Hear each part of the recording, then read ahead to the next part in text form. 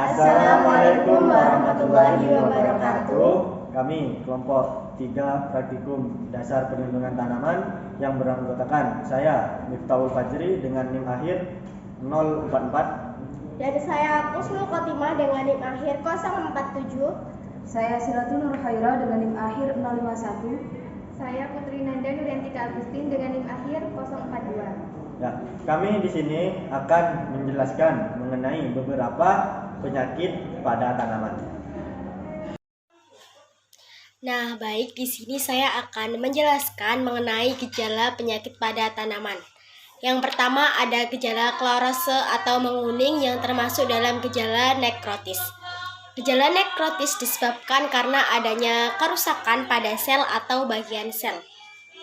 Klarose sendiri merupakan perubahan warna pada bagian tanaman yang seharusnya hijau menjadi kuning akibat rusaknya klorofil. Klarose juga bisa disebabkan oleh buruknya drainase, kerusakan akar, dan kekurangan unsur hara pada tanaman. Contoh dari gejala klarose adalah pada tanaman belimbing ini. Dari foto dapat kita lihat bahwa daun belimbing sebagian warnanya berwarna kuning. Nah, itu menunjukkan bahwa tanaman belimbing mengalami kerusakan atau gagal dalam pembentukan klorofil, sehingga warna daun menjadi kuning dan tidak hijau.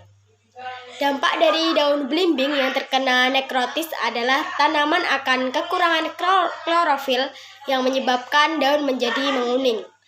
Solusi untuk tanaman belimbing yang mengalami gejala klarose adalah dengan pemupukan, pengaplikasian pupuk dalam bentuk larutan maupun padatan yang dilakukan untuk memperbaiki kandungan hara yang kurang. Pemupukan lewat daun dapat dilakukan pada tanaman yang terserang. Dengan cara ini, respon yang dihasilkan akan cepat. Nah, untuk gejala kedua yang termasuk dalam gejala nekrotik adalah busuk atau rotting. Istilah busuk biasanya digunakan pada bagian tanaman yang tebal seperti akar, batang, dan buah. Busuk pada tanaman dibedakan menjadi dua, yaitu busuk basah dan busuk kering. Busuk basah umumnya disertai bau tak sedap dan cairan-cairan yang kental. Biasanya terjadi pada bagian tanaman yang berdaging. Sedangkan busuk kering tidak mengandung cairan dan jarang berbau tak sedap. Salah satu penyakit busuk yaitu busuk pangkal atau bagian tengah batang oleh cendawan Ganoderma sp yang menyerang tanaman kelapa dan kelapa sawit. Bisa dilihat di sini, contohnya ada batang tanaman kelapa bagian tengah yang mengalami busuk batang. Ciri gejala tanaman yang terkena busuk batang yaitu kulit batang berwarna abu-abu kehitaman dan kecoklatan serta tampak basah. Penyakit busuk pangkal atau tengah batang pada tanaman kelapa ini disebabkan oleh cendawan Ganoderma bodinense yang memiliki gejala awal berupa pucuk tanaman berwarna pucat seperti kekurangan unsur hara. Selanjutnya, daun mengalami nekrosis dimulai dari daun yang tua dan menjalar ke daun yang lebih muda. Pelepah daun juga terlihat patah dan menggantung. Bisa juga serangan penyakit Ganoderma tidak menunjukkan gejala apapun.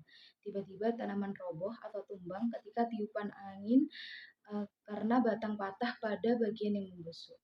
Adapun solusi atau cara penanggulangan gejala penyakit busuk batang basah adalah dengan menerapkan berbagai komponen pengendalian, di antaranya monitoring penyakit secara kultur teknis, kimiawi, dan secara hayati.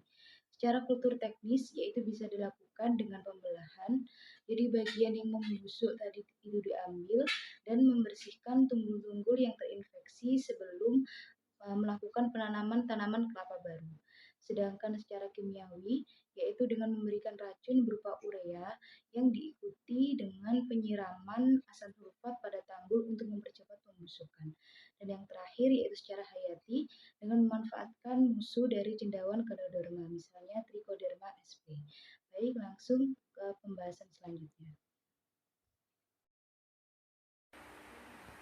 Penjelasan selanjutnya yaitu gejala hipoplastis berupa kerdil pada tanaman.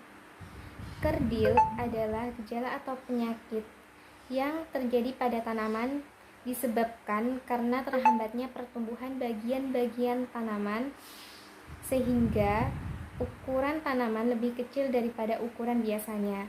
Pada umumnya, penyakit-penyakit yang disebabkan oleh virus dapat menimbulkan gejala kerdil.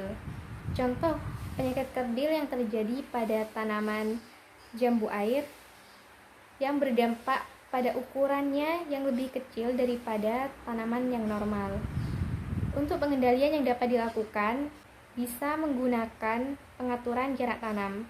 Misal menggunakan sistem tanam legowo, di mana sistem ini berfungsi untuk mempermudah pengendalian virus, dan sistem ini juga dapat mengurangi tingkat kelembaban sehingga tingkat kelembaban relatif rendah. Tingkat kelembaban yang rendah ini dapat mengurangi perkembangan dari virus.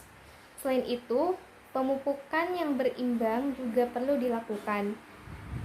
Pemupukan harus dilakukan seimbang dan sesuai dengan kebutuhan tanaman. Jika pemupukan dilakukan secara berlebihan, itu malah menyebabkan perkembangan virus semakin meningkat. Selanjutnya yaitu gejala hiperplastis. Yang pertama ada penyakit menggulung atau keriting. Menggulung atau keriting adalah penyakit yang diakibatkan oleh pertumbuhan yang tidak seimbang dari bagian-bagian tanaman. Contoh yang terjadi pada tanaman bunga sepatu yang terjadi pada bagian daun, yang berdampak apabila tingkat kepekaan tanaman, populasi virus, dan sumber inokulum lebih tinggi, maka tingkat perkembangan penyakit juga lebih cepat. Untuk solusi atau pengendalian yang bisa dilakukan, yang pertama dengan memusnahkan atau mencabut tanaman yang menunjukkan gejala atau penyakit agar tidak menular pada tanaman lain.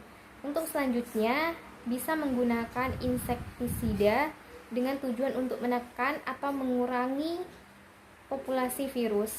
Ini juga bisa digunakan untuk mencegah virus dari luar, paling tidak untuk mengurangi populasi virus yang ada. Oke, selanjutnya saya akan melanjutkan pembahasan mengenai gejala hiperplastis, di mana penyakit ini memiliki beberapa gejala-gejala tertentu, di mana gejala yang akan saya bahas adalah Coccidia gel tumor. Coccidia gel tumor adalah pembengkakan setempat berupa bisul atau bintil-bintil yang terdiri dari jaringan tumbuhan bersama dengan penyebab penyakit, atau dapat juga hanya terdiri dari jaringan tumbuhan saja. Berdasarkan penyebabnya, Coccidia dibedakan menjadi dua, yaitu Zoococcidia adalah Coccidia yang terjadi karena serangan hewan, contohnya akar tembakau, tomat, dan sebagainya, yang terserang nematoda cacing akar, daun jambu darsono yang terserang tungau. Phytococcidia adalah Coccidia yang disebabkan oleh tanaman. Contohnya pada daun pohon mangga, di mana daun ini terserang penyakit hiperplastis Coccidia yang mengakibatkan daun tersebut terlihat memiliki bisul atau bintil-bintil yang terlihat jelas. Gejala penyakit ini dapat disebabkan oleh serangan tungau ataupun terinfeksi oleh tanaman lain. Penyakit ini dapat menyebabkan bintil, bahkan sampai bisa menyebabkan daun mengkeriting yang mengakibatkan pertumbuhan pada bagian tanaman tidak normal. Solusi yang dapat dilakukan mungkin bisa dengan melakukan pruning atau pemangkasan pada bagian tanaman yang berpenyakit untuk mencegah penyebaran ke bagian tanaman lainnya. Sekian dari kami, kurang lebihnya kami mohon maaf. Wassalamualaikum warahmatullahi wabarakatuh.